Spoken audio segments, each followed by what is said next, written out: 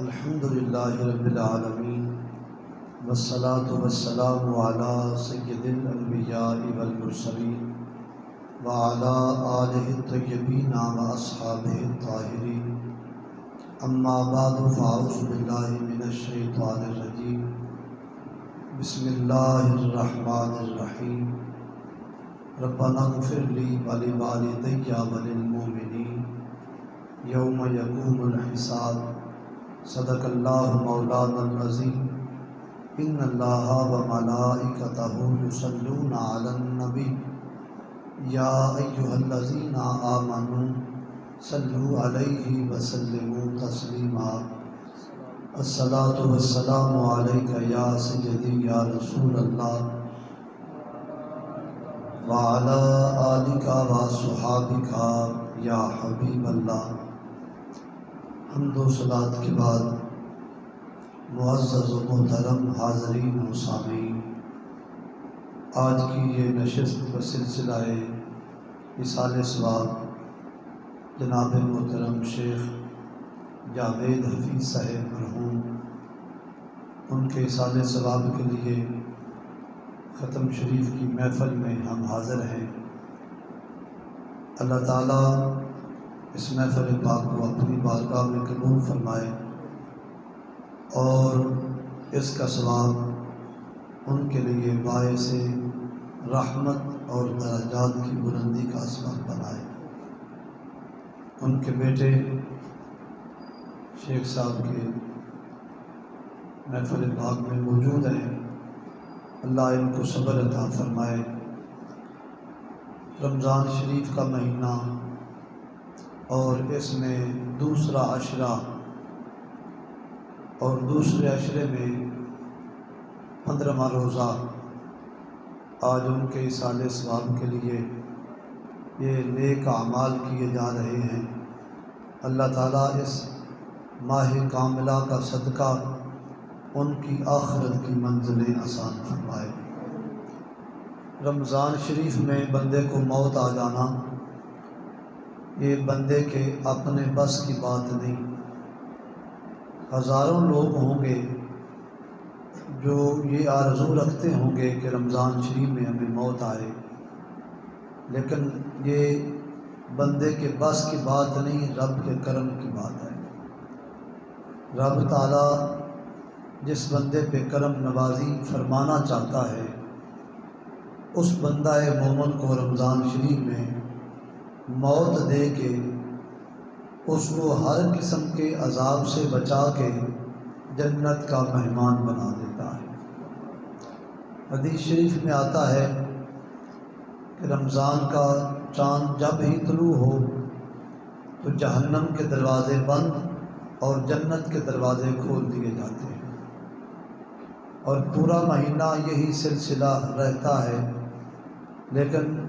کلمے کی سلامتی والا بندہ صاحب ایمان وہ دنیا سے جب جاتا ہے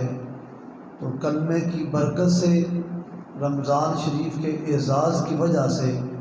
اللہ اس کی غلطیوں کو معاف کر دیتا ہے اور اس پر رحمت کا نزول فرما دیتا ہے۔ آنے والا بندہ دنیا میں خواہ 100 سال زندگی بسر کر کے جائے، ایک دن آخر اس کو جانا ہی ہے۔ لیکن جب جانا ہے تو پھر ہمیں سوچنا ہوگا کہ اس جہان میں رہنے کے لیے ہم جتنی کوشش کرتے ہیں اس سے کئی گنا بڑھ کے اگلے جہان کے لیے ہمیں کوشش کرنا پڑے گی۔ اس جہان میں کوئی بندہ 60 سال رہتا ہے،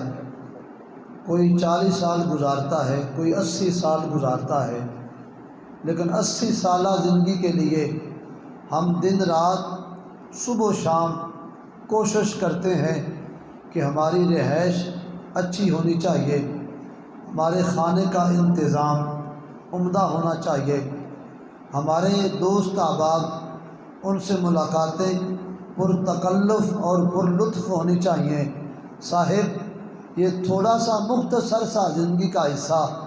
جس کے لیے اتنا اہتمام ہے، نہ جانے قبر میں ہمیں کتنے سال کتنا عرصہ رہنا پڑے گا، اور وہاں اس ماحول میں ہمیں کتنی تیاری کی ضرورت ہے، وہاں کس طرح کا ماحول ہمیں دنیا میں رہ کے اپنے لیے میسر کرنے کی ضرورت ہے۔ امام غزالی نے لکھا ہے کہ جتنا دنیا میں رہ کے تو اپنی مختصر زندگی میں کوشش کرتا رہا،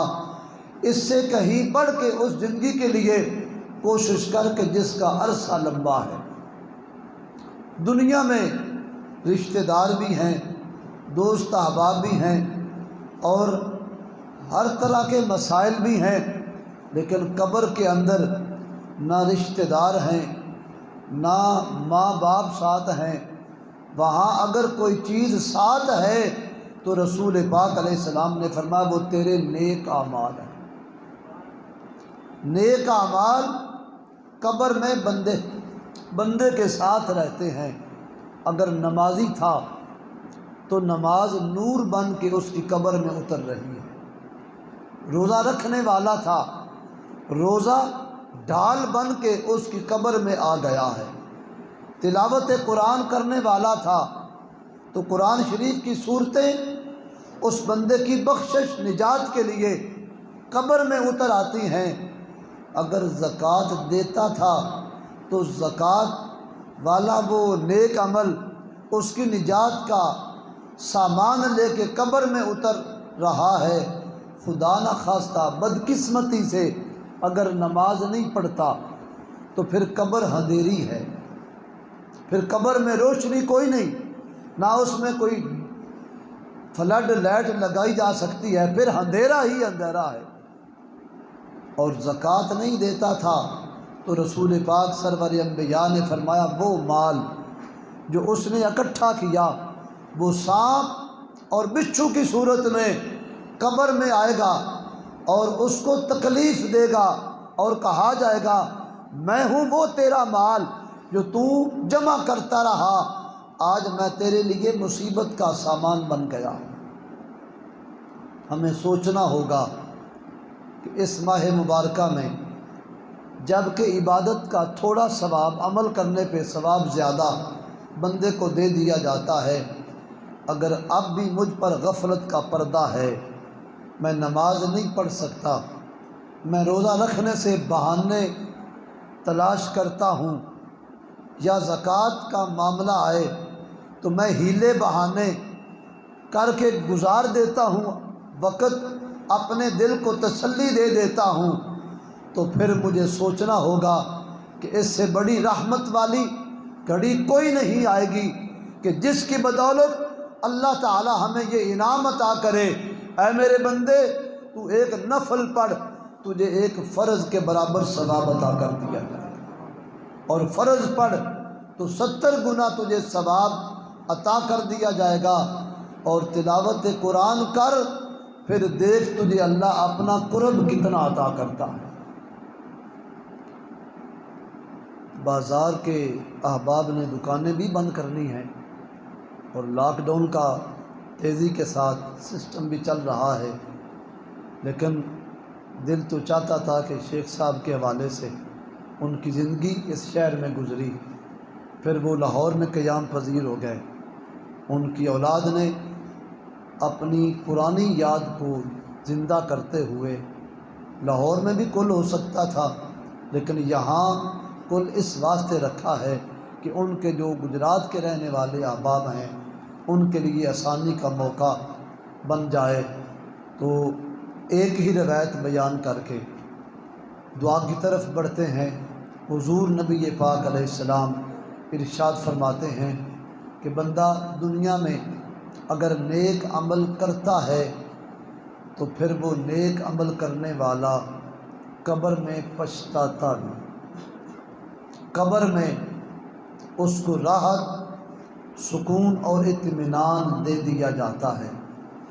بخاری شریف میں یہ مشہور روایت ہے کہ ہر بندہ جب اس کو دفن کر دیا جاتا ہے، دفن کرنے کے بعد رشتہ دار، عزیز اقارب، ماں باپ، بیٹے، اولاد سب واپس پلٹتی ہے نا، تو 2 فرشتے قبر میں اتر آتے ہیں۔ وہ داخل ہوتے ہیں، کملی والے آقا نے فرمایا ان کی شکلیں ڈراؤنی، ہیبت ناک شکل والے وہ فرشتے، اجنبی سخت لہجے میں کرخ آواز کے ساتھ وہ بندے کے ساتھ سوال و جواب کا سلسلہ شروع کرتے ہیں۔ لیکن جو سوال ہوتا ہے جواب دیتے ہیں اس کی تو بات بعد میں ہے۔ ہمارے پیارے آقا علیہ السلام نے فرمایا جب فرشتے قبر میں داخل ہوتے ہیں تو اس بندے کے چہرے کو دیکھتے ہیں، اور دیکھتے ہی ایک فرشتہ دوسرے فرشتے کو کہتا ہے کہ یہ بندہ سوالوں کے جواب صحیح دے پائے گا اور اس کی قبر کو جنت کا باغ بنا دیا جائے گا۔ ابھی تو جواب شروع ہی نہیں ہوئے، سوال کیا ہی نہیں۔ اگر وہ بدبخت آدمی ہے تو ایک دوسرا فرشتہ اس کے چہرے پر پیشانی پہ دیکھتا ہے تو وہ کہتا ہے اس کو سوال کے جواب نہیں آئیں گے، اور اس سوالوں کے جواب نہ دے پانے کی وجہ سے اس کی قبر کو جہنم کا گڑھا بنا دیا جائے گا۔ یہ گفتگو قبر میں آتے ہی وہ دونوں فرشتے ایک دوسرے کے ساتھ کر گزرتے ہیں، پھر مردے کو بٹھا دیا جاتا ہے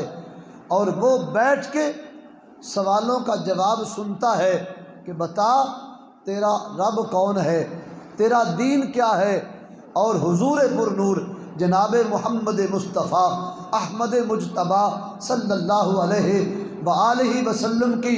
زیارت اس بندے کو کروائی جاتی ہے کہ دیکھ یہ جو ہستی مبارکہ ہے ان کے بارے میں تیرا کیا عقیدہ، کیا تصورات و خیالات، کیا نظریات تھے ان کے بارے میں، اب تو بتا۔ اگر وہ بندہ جناب محمد مصطفیٰ احمد مجتبیٰ کے ساتھ وفا والی زندگی، محبت اطاعت والی زندگی گزار کے گیا ہے، وہ کہتا ہے ہوا رسول اللہ، اے فرشتو اب تو وہ موقع ہے کہ وہ میری قبر میں آئے ہیں، اب میں پائے ناز سے کیوں کر اٹھوں اے فرشتو، مر کے پہنچا ہوں یہاں اس دل ربا کے واسطے۔ فرشتے اس بندے سے سوال کرتے ہیں، اگر بندہ صاحب ایمان نیک بخت تھا وہ ہر سوال کا جواب صحیح دیتا ہے کہ مال ربوں کا، تیرا رب کون ہے، رب اللہ، تیرا دین کیا ہے، دین الاسلام، وہ کون ہے، محمد الرسول اللہ۔ اگر وہ بندہ بدبخت ہے، بد نصیب ہے، اسے پوچھا جاتا ہے بتا تیرا دین کیا ہے، وہ کہتا ہے ہاں لا ادری، مجھے کچھ معلوم نہیں کہ میرا دین کیا ہے، میرا رب کیا ہے، میرا دین کیا ہے، اور ان کے بارے میں کچھ نہیں جانتا کہ یہ کون ہے۔ بس اس کے بعد پھر حدیث پاک میں آتا ہے، حضور پاک علیہ السلام نے فرمایا کہ وہ بندہ جو سوالوں میں فیل ہو گیا اس کی قبر سے ایک دروازہ دائیں جانب سے کھولا جاتا ہے اور اس کو جنت دکھایا جاتا ہے کہ دیکھ یہ جنت کی نعمتیں، وہاں کی بہاریں دیکھ۔ وہ بندہ قبر میں جنت کی نعمتوں کو دیکھتا ہے، جب دیکھتا ہے تو حسرت بری نگاہ جب اس کی ہو جاتی ہے وہ دروازہ بند کر دیا جاتا ہے اور ساتھ ہی جہنم کا دروازہ کھول دیا جاتا ہے۔ فرشتے کہتے ہیں اگر تو جواب صحیح دے پاتا، دنیا میں رہ کے تو نے تیاری کی ہوتی، نیک اعمال کا ذخیرہ تیرے پاس آج ہوتا تو تیرے لیے وہ گھر تھا جو تجھے دکھا دیا گیا، وہ تیرے لیے نعمتیں تھی جنت کی، اب تو سوال کے جواب تو دے نہیں پایا اور غفلت میں رہا اور دنیا کا مال اکٹھا کرتا رہا، نیکی تجھے اکٹھی کرنے نصیب نہ ہوئی، اب تیرے لیے جہنم کا دروازہ ہے، پھر جہنم کی کھڑکی اس کی قبر میں کھولی جاتی ہے، پھر اس کی قبر میں اس کو مسلسل عذاب ہوتا رہتا۔ یہ تو وہ عذاب ہے جو ابھی ہو رہا ہے، پھر معاشر کے میدان کا عذاب، اس کے بعد پھر جہنم میں جانے کا عذاب، یہ اس کے بعد ہوگا۔ اور اگر بندہ جواب صحیح دے پاتا ہے تو اس کو پہلے جہنم کی ہول ناکیاں، آگ کے الاؤ دکھائے جاتے ہیں، جہنم میں پیدا ہونے والی آواز اس بندے کو سنائی جاتی ہے، وہ بندہ دیکھتا ہے، ڈر جاتا ہے، بس فوراً جہنم کا دروازہ بند کر کے جنت کا دروازہ کھول دیا جاتا ہے۔ فرشتے کہتے ہیں اگر تو جواب نہ دے پاتا تو تیرے لیے وہ تھا، تو نے جواب دے دیا ہے، اب تیرے لیے قیامت تک یہ اللہ کی نعمتیں ہیں۔ اس کی قبر کو جنت کا باغ بنا دیا جاتا ہے۔ صاحب یہ فیصلہ تیرے اپنے پاس موجود ہے، تو چاہے تو اس مختصر زندگی میں اپنے لیے جنت خرید لے، اگر تو چاہے تو اپنے لیے جہنم اپنا ٹھکانہ بنا لے، یہ تیرا اپنا فیصلہ ہے۔ اگر نیک عمل کرے گا تو جنت میں تو مہمان بنے گا، اگر برے عمل کرے گا تو پھر جہنم میں تجھے سیکا دیا جائے گا۔ رب کی رحمت کا کوئی ٹھکانہ نہیں ہے، لیکن حضور پاک نے جو فیصلے دیے ہیں، ہم لوگ اس پچھلے زمانے میں مختلف قسم کے ذہن رکھنے والے ہیں۔ کسی کو کسی نعت خان نے کوئی شعر سنا دیا تو وہ نعت والا شعر سن کے تو ہاں اس نے کہا جی ایک ہاتھ کرو اوپر تو پھر دوسرا کرو،